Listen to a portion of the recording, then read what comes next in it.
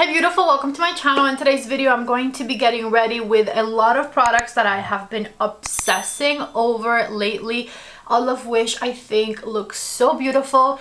They are so easy to work with. They are definite must-haves in your collection and I seem to not be able to put them down. So I'm going to be playing with a lot of recent favorites and some of them not so recent. Some of them I've had for maybe 3-4 months or so and I just keep coming back for them. So these are my absolute favorite products I have been playing with as of late and I cannot wait to share them with you or reshare them because a lot of these you've seen or heard me talk about in past videos. I'm super excited to get into it, so let's go ahead and get started.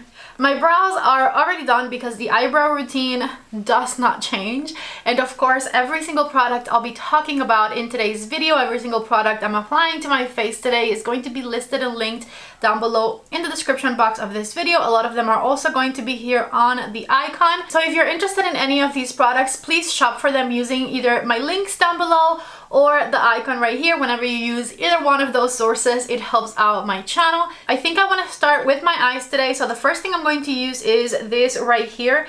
This is the Rare Beauty Eyeshadow Primer, which has been a long time favorite of mine, but I finished my first bottle of this a long time ago, and even though I kept telling you guys this is my favorite primer ever, it took me forever to go back and repurchase it, just because a lot of the times I'm okay just putting concealer over my eyelids. It doesn't work as well as this, but it works well enough for me. So I didn't feel an urgent need to go back and have it. However, in the last Sephora sale back in April, I repurchased it because I do love it and it's been a while since I had it. And ever since I've been loving using it. This eyeshadow primer is great because, as you can see, it gives me a nice even base all throughout my eyelid to start blending my eyeshadow over. It's not too sticky and I can promise you any eyeshadow formula you have will work so much better on top of a base like this one. You guys don't see me use an eyeshadow primer every time I film a video. However, if I were to be getting ready for an event or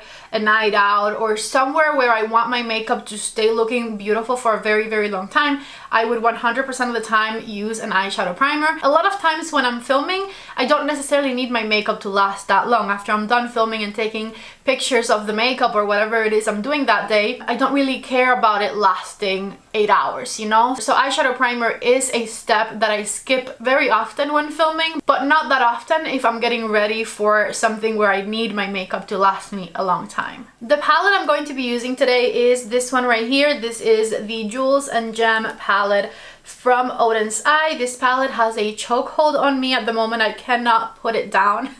And it's the perfect palette in my opinion for soft summery looks because it's got a bunch of beautiful matte shades up here and even down here that are soft, and that you can just use one of these mattes and maybe a shimmer shade or two and be happy with your makeup look, and it's going to look very soft, you know? It also has these 3 mattes right here that you can also darken up your looks with, but I'm not going for those as often because I've been really liking the ethereal types of looks. Anyways, let's get started. I'm going to combine this shade with this shade, so just grab a bit of both, combining it on the brush right here, and that combination I'm going to blend right here on the crease of my eye. Just back and forth with my brush. I like combining those 2 shades because it gives you a bit of depth right away, but it's also a very soft type of color that you achieve. See, check it out right there. It's like purpley but not too cool tone. It has a bit of a very soft depth to it, but it also kind of blends out very nicely. I love these 2 shades combined. So I'm just going to go ahead and do the same thing over on this side, of course. For the outer corner of the eye, I want to intensify things, but like not too much, but I do want it to like be a bit of a difference. So I'm going to blend this same middle shade, but this time I'm going to blend it with the shade Heaven back here, which is a bit darker. And then this combination is what I'm going to put on the outermost corner of the eye and blend it into my transition-y type shades up here. And I'm using a Reference number 1 brush for this, just swiping that shade back and forth and blending it into the crease. For the center of the eyelid, I have to use the color Rhapsody because it is my favorite multi-chromatic shimmer situation from this palette. It's so freaking stunning. And so I'm just going to tap it right here in the center of my eyelid. I love that shade so much. It's my favorite shimmer from this palette for sure. So pigmented and so freaking glittery. I love it. With my number 1 brush, I'm going back and tapping over the edge of the shimmer back here and over on the other side, just so that the shimmer blends nicely into my matte shades. Tapping it in place. And then with a Refer number 2 brush, in between Swoon and Elatedness, I'm gonna go for Swoon down here. Refer number 2, and this is going to be my inner corner shade. I'm pretty sure I've done a look like this already, maybe in a short video or something, but it was very similar to this one. And I'm going to blend that shimmer in over the shade Rhapsody a bit. Take a look right there. I'm loving the way that's looking. And with a makeup wipe, I'm going to clean up right on the outer corner of my eye look. And if any of the little glimmery shimmers are down here, we're taking care of that too. I'm going to do an eye cream right down here. This is from Caudalie, the Vino Perfect eye cream. And I'm just tapping that in. I had already applied my magic cream before starting the video. And so the skincare is fully done. Eyes are half done. Brows are good. Let's go on to some complexion. This right here is my favorite primer that I've tried this year. This is the Rich Primer from Freck Beauty, and I'm just going to do like a pump and a half on my hand. I'm going to split it before I put it on my face because there's like a strand that always ends up my mouth and I hate it. So I always make sure it's like fully separated before I go on my face with it. And I'm just going to work it in. This is the best slimy feeling product I've ever tried. It has so much hydration, so much glow, and it truly makes any makeup you put on top of it look amazing.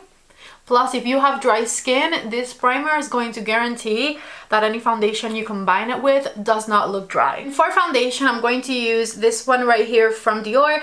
This is the Dior Backstage Foundation in the shade 2N. The Dior Backstage Foundation was recently reformulated, so this is the new formula. And I tried it in a video recently, and I really love the way it looks. And I'm going to use my Refer sponge to blend the foundation. This Dior foundation has a beautiful medium coverage. It is very lightweight, very natural looking on the skin for sure. It hides all of my redness. It evens out my complexion. It doesn't look dry on me throughout the day. You can definitely build it up very beautifully. And so take a look right here at how nice this foundation looks. I've been really liking it. I'm going to use my Charlotte Color Corrector, just tapping it right under my eyes with the Refer number 36 brush, dabbing it in place here. And then I'm going to use my Very Valentino concealer, which I think I mentioned this one plenty of times here on my channel, but I just cannot believe how it's become a favorite of mine when the first time I ever tried it, I hated it so much. This is not a concealer that I can use on its own. I definitely always have to put it on top of my Charlotte Color Corrector. However, I usually use my Charlotte Color Corrector for any concealer I use, so that's definitely not an issue or an extra step I have to take or anything. That is just something that I do regardless. And on top of my Charlotte Color Corrector, this concealer is fantastic. I just really love how this concealer brings a lot of brightness to my under eye area. I have mine in the shade LN3. It is such a beautiful lightweight concealer that is super thin, and so because it's so thin, I don't really have any troubles with it creasing. Because it is so thin, it also just blends in beautifully on top of any makeup that you put underneath it, on top of any foundation. I find that it works great with my Charlotte Tilbury Color Corrector underneath. And I honestly really love it. I love the texture of it. I love that it doesn't crease much. I love the color and the brightness that it brings to my under eye area. It looks very natural and very seamless on my skin, and so obviously I can't stop using it. I've tried a few pink powders recently, and I gotta say I really love the tone of all of my pink powders. I very recently bought the Danessa Myricks pink powder, which I'll use in a video coming soon, and I definitely want to compare them all and give you my thoughts on which one is best, especially if you, like me, have dry skin. Now, one that I've been really loving lately is the One Size Beauty one, and so this is the one I'm going to use in today's video. I'm very proud to tell you I finally washed my One Size Beauty puff that I've been using for the past few videos, and it was disgusting looking, but it is currently wet, and so I'm not going to use it. I told you guys I would probably order more puffs since I love that puff so much, and so I ordered these right here from Danessa Myricks, and I'm going to use one of them in today's video. I have two of them. I got them from the Danessa Myricks website, and I think I'm going to use the smaller one today. Whenever I used a puff in the past, I never loved the experience of using a puff because I always ended up with too much powder underneath my eyes or wherever it was I put the product. But I discovered recently that you definitely have to tap off most of the product on the back of your hand, really work that powder into your puff to then very lightly tap that powder underneath the eye, and that is definitely the trick to using a powder with a puff when you have dry skin like mine. I'm going to grab a little more, puff it off on the back of the hand again. Take a look at the beautiful difference between the side where I applied my powder with the puff and the side that is still very glowy looking and not set. As you can see, my pores are non-existing on this side. My under eyes look amazing, and I'm not as glowy in the center of my face as I am over here. I feel like when you have glow right here in this area, it looks like you're sweating, and so we want to be glowy still but not everywhere. So let me just make myself even once again. We gotta really work that powder into the back of the hand and then go on to the face. I've always been someone who applies the minimum amount of powder, which technically I am still doing, but I never thought a puff would be the way to apply a minimum amount of powder because, like I said, every time I ever used a puff before, I always applied too much and it became dry or cakey looking. Yet really working the powder on the back of the hand before you go on with it has made such a tremendous difference, and I absolutely love the way this looks. I do feel like it mattifies a bit more than I'm used to, but I have found ways to bring back the glow, which we'll get into in a couple of steps. So this is what things look like after I applied my powder. As you can see, the foundation still looks really nice and natural on the sides of my face, the top of the forehead, but the center of the face is fully matte. I have to commend One Size Beauty on the way that they designed their powder too, because this is the least messy way to apply loose powder that I have seen. For bronzer, I'm going to use my Pat McGrath bronzer, which is one I've been really loving lately. This one is in the shade Naked Desire, which is their lightest bronzer. And I really love that this is one that you can build up really easily. It's not too warm, but also not too cool tone. So it's kind of like the perfect summer bronzer for me, because majority of summer bronzers are way too orangey looking for my skin tone, and this one is not. But at the same time, it's not your typical super cool toned type bronzer. So it's kind of the perfect in-between bronzer for me, and for the summer season I've really been loving this one. Here is the bronzer fully applied. I absolutely love the way it looks, and before I do anything else, I want to finish the eye look. So I'm going to go in with a Refer number 26, and I'm going to tap in between these two shades, just like I did for the outer corner of the eyes, and back and forth, starting on the outer corner of the under eye area. I'm going to smudge that mixture all the way to my tear duct, back and forth down here, and I'm going to make sure that it meets with the top of the eye, Same thing over on this side, of course. With the reference number 14, I'm going into the lightest of the mattes and I'm going to just smoke out the under eyes a bit more just to make sure there's no harsh edges. I'm going to retouch the inner corner. Can you guys hear that? I think I'm broken. It's only on the other side too. For the waterline, we're going with a light pastel purpley shade. This one is from Glossier in the shade Muse. I am obsessed with the Glossier eyeliners. After a whole year, they're still super soft and super pigmented, by the way. Now to finish up the eyes, I'm going to use the greatest mascara ever, which I very recently tried and I cannot believe how amazing this mascara is. I feel like everyone should be talking about it because I've never seen my lashes look this good and long and separated. I'm talking about the Can't Stop Staring mascara from Give. This is the Gwen Stefani line. I think I'm like 85% sure this is a tubing mascara. What I can tell you about it is that it builds on and on and on like crazy, and it is not hard to take off, but it comes out in like little tiny pieces rather than big smudges, which honestly I prefer. I absolutely love this one and it gives you amazing lashes right away. Like, I've never been happy with doing one coat of mascara, and it's not that I don't prefer a second coat with this one as well, but I am happy with just the first coat. Let me just show you. I'm going to just do one coat on this eye on camera so you can see it. And I call one coat not having to double dip your mascara wand, you know, just going through each lash with one applicator full of mascara. The little ball in the tip of the brush is an absolute game changer, especially for like inner corners. It's such an amazing mascara. Take a look right there. That is one coat and one coat only. What?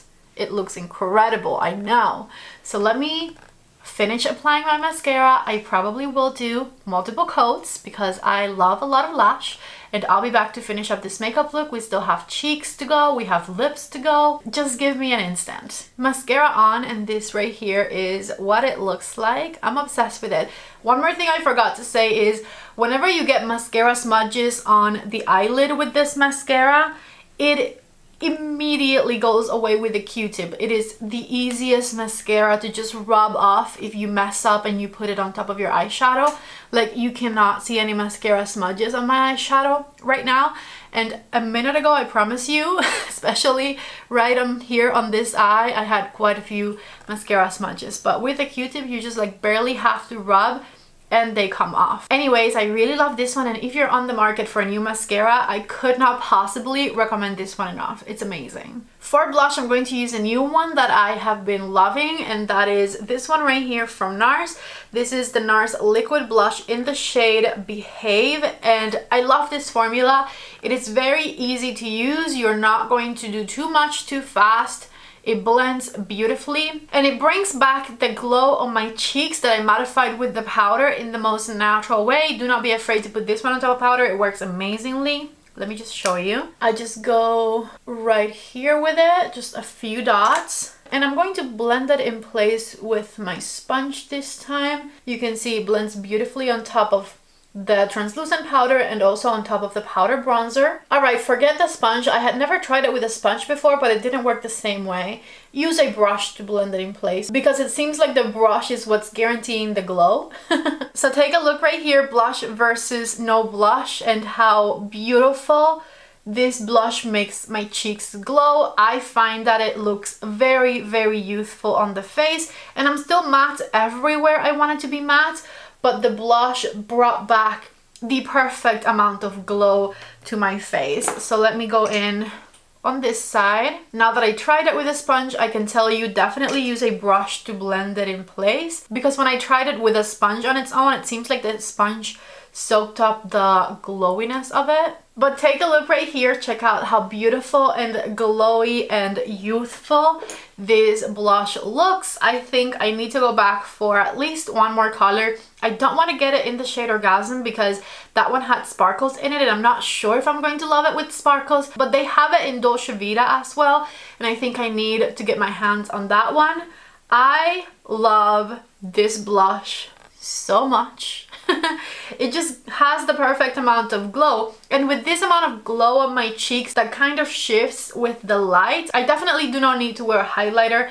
I just don't see the need for it. I love this. All I'm missing is lips, and I know that you know which lip liner I've been loving lately because I've been using it in every single video, and that is the Anastasia lip liners. There's different shades that I like, not just this one. Now this is the main one that I'm attracted to, and that is the Anastasia lip liner in Muted Mauve. This pencil keeps getting smaller and smaller because I reach for it almost every day. Anyways, let me go ahead and put it on. And I like to not just only line my lips but also fill in a bit. Just like this, I really love this tone, and the formula of these lip liners is amazing. For the center of the lips, I've usually either been going for a gloss or this right here, which is a gloss in a stick essentially, so technically also a gloss. But this is the YSL Beauty Lip Glaze in the clear shade, almost clear, which is 02. It has like a hint of something, but it's not really a color. And like I said, gloss in a stick. You can see how beautiful and glowy and juicy that looks. Take a look right here at how amazing this lip combo looks. I shared this lip combo over on my TikTok account and it went viral. Never have I ever had a video that went over 1 million views. The way that video blew up was crazy, but it was this lip combo right here and I love it. It is so good. Take a look right here. This is a full face of products that I have been absolutely loving lately. Every single one of these I feel like works so well with one another. I feel like my skin looks natural and fresh, and I've been loving eye looks like this one for the summertime. So let me know what you think down in the comment section below, and also let me know if you've been also loving any of these products that I mentioned today. If you haven't tried them yet but you're thinking of going for them, please use the links I'm leaving you down below in the description box or right here on the icon. Subscribe to my channel if you haven't already. I love you all so much. Thank you for watching today's video. Give it a thumbs up if you haven't already, and I'll see you back in the next one. Bye.